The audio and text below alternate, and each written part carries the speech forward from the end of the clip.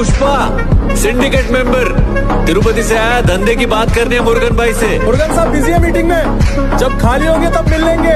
Murugan sir तुम्हें इस वक्त नहीं मिल सकते, चल फुटो यहाँ से। अच्छा ऐसा क्या?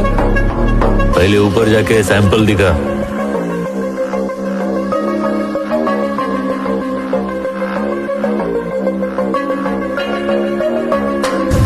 ये एक नंबर माल है, सोना। अरे सोना।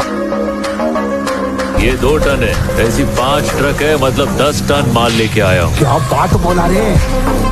मैं आदमी अलग है रे, कोंडा रेड्डी का पार्टनर है मैं। कोंडा रेड्डी ने खुद मेरे को तुम्हारे पास भेजा है। तू कोंडा रेड्डी का आदमी है क्या? ये सब पहले बोलने का ना। मेरा फोन से उसको फोन लगा। ला मेरा फोन दे।